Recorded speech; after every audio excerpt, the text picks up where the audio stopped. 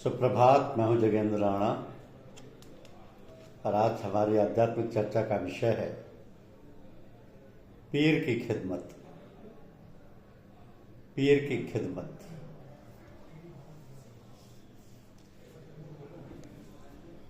एक महापुरुष ने लिखा है कि मनुष्य को चाहिए कि उस मालिक के कुल सर्वज्ञ सर्वेश्वर और सर्वशक्तिमान से संबंध जोड़े, और अगर ऐसा संबंध ना मिल सके तो उन शख्सों से ताल्लुक पैदा करे जिन्होंने सब कुछ उसकी राह में मिटा डाला हो। तो जिन्होंने अपने को उसी में लेकर डाला हो, ऐसों की जरा देर की तवज्जो से जो चीज मिलती है और वर्षों के परिश्रम और योग साधनों से भी नहीं नसीब होती। एक बहुत बड़े महात्मा शाह अबीदुल्ला साहब ने लिखा है कि शिष्य को चाहिए कि अपने और गुरु के दिल को मिलाकर एक कर ले और ऐसा एकत्व करे कि किसी सांस में भी जुदाई ना हो, यहां तक कि तेरी मुरादें यानी वासनाएं भी पीर की वासनाएं बन जाए। इससे तुझे एक ऐसी वस्तु मिलेगी कि जिसके आगे और कुछ है ही नहीं, अर्थात अंतिम पद। आप कहा करते थे कि जाए कुन दर अंदरूहा ख्वेशरा, दूर कुनद राख गैर अंदेशरा। भगवान के किसी सच्चे भक्त को अपने हृदय मंदिर में बैठा ले, इसके सिवा जितनी भी सूरतें तेरे दिल में हों उन्हें निकाल कर बाहर कर दे। यहाँ पर कुछ लोगों ने तो केवल गुरु की मोहब्बत, खिदमत और ताबेदारी करना ही बताया है, और कुछ ने गुरु के स्थूल सूरत का ध्यान करना भी शिष्य के लिए लाजमी बताया है। और उसमें ये दलील दी है कि शिष्य बेचारा स्थूल में कह दे, उसके मन, बुद्धि और दृष्टि सभी स्थूल हैं, इसलिए सूक्ष्म तक पहुंचना उसके लिए कठिन है। फिर महान सूक्ष्म परमात्मा तक तो अपने को ले जाना और वहां से संबंध जोड़कर फैज हासिल करना और भी कठिन। इसलिए दरमियान में यानी बीच में अपने पीर को ले ले, क्योंकि वह दोनों ओर का मिला हुआ प्राणी है। नीचे के स्थूल मंडलों में रहता हुआ और हमारी तरह सारे व्यवहार करता हुआ भी वो ऊंचे सूक्ष्म मंडलों में और दूर तक संबंध रखता है और वहां चढ़ता उतरता है। इसलिए ऐसे शख्स को वसीला बना ले और उसके जरिए फैज हासिल करे तो काम जल्दी बनता है। और ये वसीला जरिया मुरीद को अपने पीर का होता है। मुरीद जितनी भी दिल से पीर की ताबेदारी ज्यादा करेगा, उतना ही फैज उसे ज्यादा मिलेगा, ईश्वर की दया उस पर बरसेगी। कहा है कि पीर या गुरु हर कोई नहीं, जो अपनी सारी वासनाओं को मिट चुका हो, जो उसकी मर्जी में अस्तित्वहीन हो गया हो, जिसके आचरण में कोई भी काम धर्म के विरुद्ध ना दिखाई दे, जो सच्चरित्रता और सदाचार का आदर्श हो और हर समय उसमें लीन रहने से उसके अंदर तद्रूपता आ गई हो, वो पीर या गुरु कहलाता है। तो ऐसों को ढूंढ के नाता जोड़ना चाहिए जिनमें ये गुण ना दिखाई दे, वो पीर हरगिज नहीं। उनसे दूर ही रहने में भलाई। और मुरीद या जिज्ञासु वो है जिसके अंदर तड़प हो, पक्के इरादे वाला हो, जिसके दिल में सिवाय उस प्रभु के और किसी वस्तु की चाहना ना हो। तो जो गुरु का आज्ञाकारी हो और सब तरफ से निराश हो, गुरु के आश्रय पड़ा हो, गुरु की मोहब्बत इस कदर उसमें असर कर गई हो कि हरदम हाजिर और गायब उसी की सूरत देखता रहे और उसकी खुशी में अपनी खुशी समझे, ये पीर और मुरीद के लक्षण है। तो ये साधना उनके यहाँ शगल राबता के नाम से कही जाती है। शगल के अर्थ क्रिया के और राबता परस्पर गुरु और शिष्य के एकत्व और मिलाप को कहते हैं। राबता परस्पर गुरु और शिष्य के एकत्व और मिलाप को कहते हैं। तो गुरु को उचित है कि कभी किसी काल में भी अपने को सबसे बड़ा और पूज्य ना जाने। अगर वह दूसरों से खिदमत ले तो सेवा या खिदमत के लिए उसे तैयार भी रहना चाहिए। रूहानी खिदमत तो वो सबकी करता ही है, और यदि जरूरत पड़े तो उसे भी शिष्यों की तन और धन से सेवा करना वाजिब है। गुरु और शिष्य का रिश्ता पिता और पुत्र के समान होता है। कभी पुत्र पिता की सेवा करता है और कभी समय पर पिता पुत्र की सेवा करता है। तो दोनों में एकत्व का भाव होना चाहिए, यहाँ तक कि एक दूसरे का कष्ट सहन ना कर सके, ना दूसरे को दुखी देख सके। तो गुरु जब अपने शिष्य को तालीम करता है यानी शिक्षा देता है, तो कभी कभी ये भी चाहता है कि उसकी परीक्षा करे। उस समय शिष्य को चाहिए कि बिना सोच विचार किए गुरु की शक्ति पर भरोसा करके जुट जाए। अपनी कमजोरी या गुरु के सम्मुख मौजूद होने से अदब का कुछ ख्याल ना करे।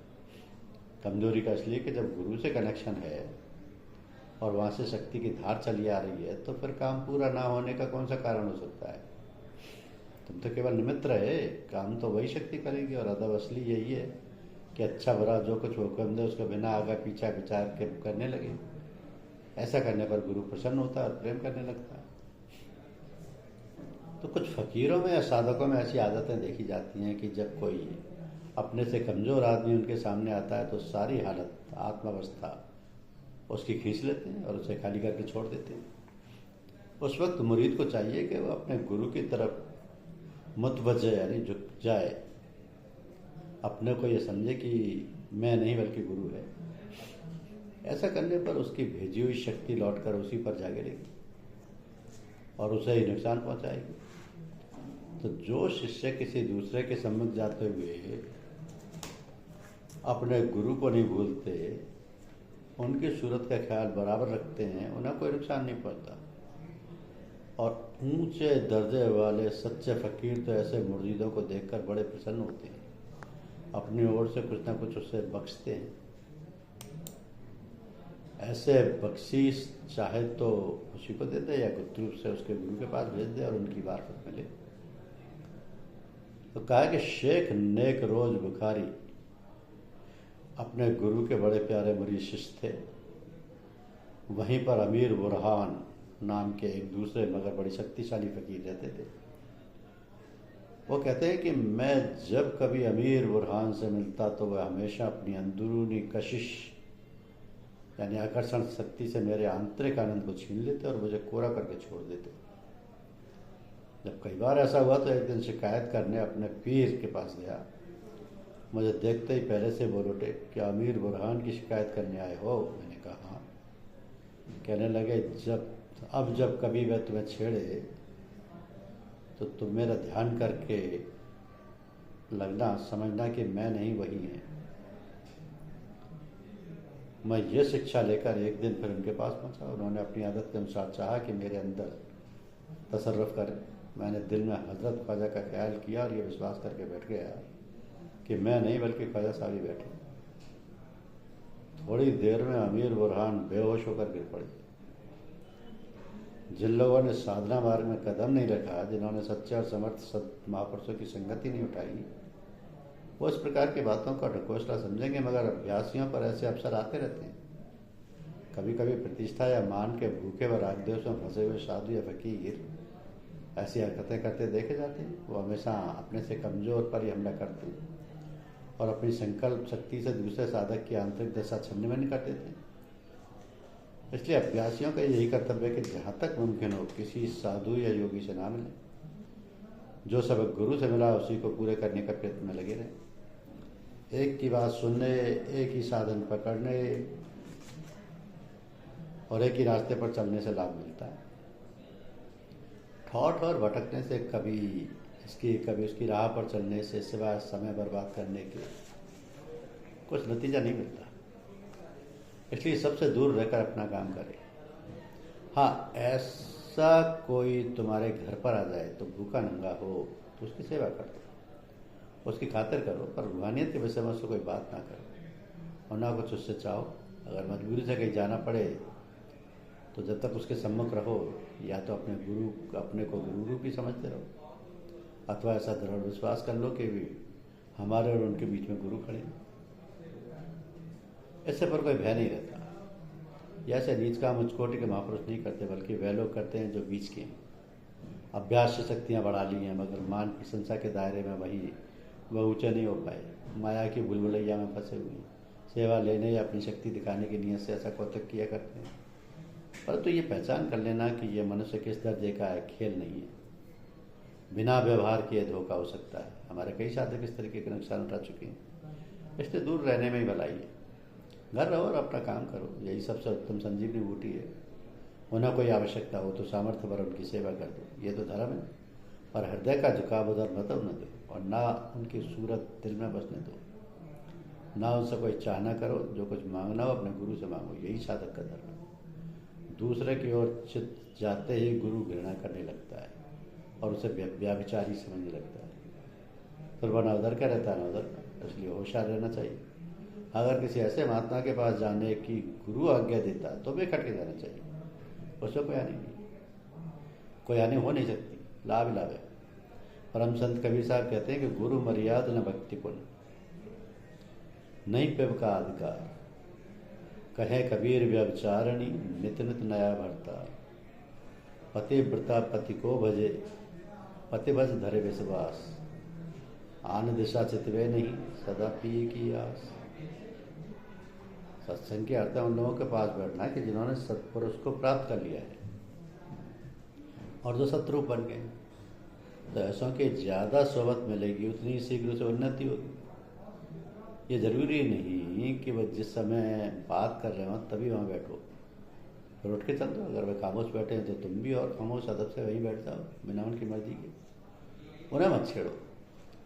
बातचीत के समय उतना लाभ नहीं मिलता जितना कि चुपचाप बैठने पर मिलता है, और शांति में उनकी शक्तियाँ बहुत प्रबल होती हैं और पास बैठने वालों को एकदम ऊंचा खींच के ले जाती है। ऐसे प्रेमियों की सोबत उस वक्त तक लाभनीय है जब तक कि हृदय प्रेम रूपी सूर्य से दैदीप्यमान ना हो जाए और उसके स्वभाव में सच्चरित्रता और पवित्रता ना आ जाए। ऐसी सोबत शिष्य के लिए गुरु की होती है। शिष्य को उचित है कि जैसे भी बने अधिक से अधिक गुरु की खिदमत में पहुँचने की कोशिश करता रहे।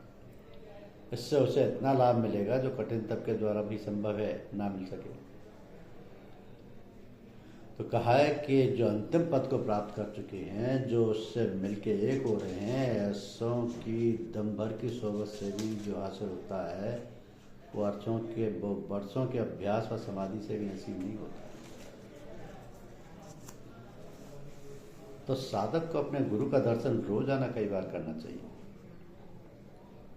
ऐसा मौका ना मिले तो दूसरे दिन, तीसरे दिन, चौथे दिन, पांचवें दिन, छठे दिन अवश्य करना चाहिए। ऐसा भी अवसर ना मिले तो हफ्ते पक्ष में या मास में जरूर करें। महीने के भीतर ना जा सके तो छठे महीने गुरु के पास जाए। छठे महीने भी कोई जबरदस्ती का बटा जाए तो साल में एक बार तो जाए। गुरु के समीप अवश्य ही पहुँचना चाहिए। जो साल में भी नहीं पहुँच सकते उनके ना तो विकार दूर हो सकते हैं और ना उनके लिए मोक्ष है। वर्ष में एक बार अपने सिखाने वाले के पास जो नहीं पहुंचता उसको ये विद्या नहीं मिल पाई। तो वर्तमान काल के साधकों को 3 महीने से अधिक समय नहीं देना चाहिए।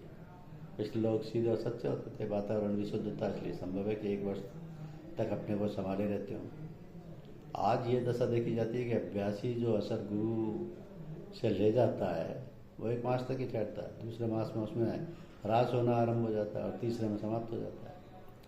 उस समय फिर जो गुरु की सेवा में उपस्थित हो जाते हैं उनकी गाड़ी आगे चली जाती है, और जो किसी मजबूरी से, आलस्य से या लोभ से नहीं पहुंच पाते वो या तो वहीं वहाँ के तहाँ खड़े रह जाते हैं या नीचे की ओर खिसक जाते हैं। तो आध्यात्म की चढ़ाई पर्वत शिखर की तरह है।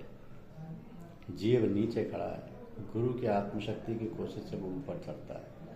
जब कोशिश ढीली हो जाती है तब या तो नीचे खिसकेगा या अगर वह अपने को साध सका तो वहीं रुका रहेगा, ऊपर तो किसी हालत में ना जा सकेगा।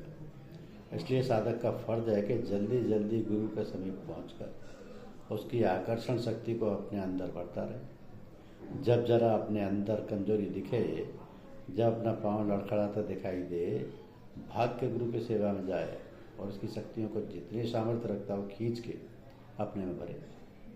इससे उसमें बल आएगा, सामर्थ्य बढ़ेगी, हिम्मत बढ़ेगी और वह उस देश को जाने के योग्य बन जाएगा। जहाँ अपने में कमजोरी आए फौरन गुरु की शरण में जाना और उससे सहायता की प्रार्थना करना लाजमी है।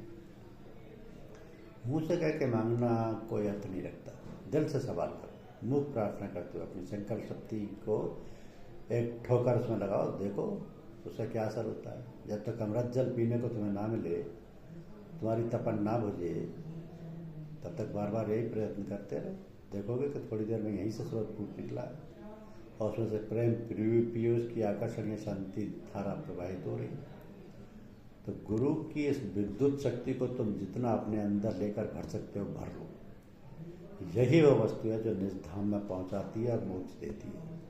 परंतु जितना पात्र होगा उतनी ही चीज़ समावेगी। इसलिए हमेशा अपने पात्र को बड़ा बनाना या उसे दूसरी वस्तुओं से खाली कर लेना जिज्ञासुओं के लिए लाजमी है, वरना ये विद्युत किरणें तुम में समाएंगी कैसे? या तो तुम्हारे हृदय के पात्र से टकरा के लौट जाएंगी या बिखर के आसपास फैल जाएंगी, तुम्हें कोई लाभ नहीं देंगे। तो ऐसा काम करो जिससे तुम्हारा कल्याण। धन्यवाद।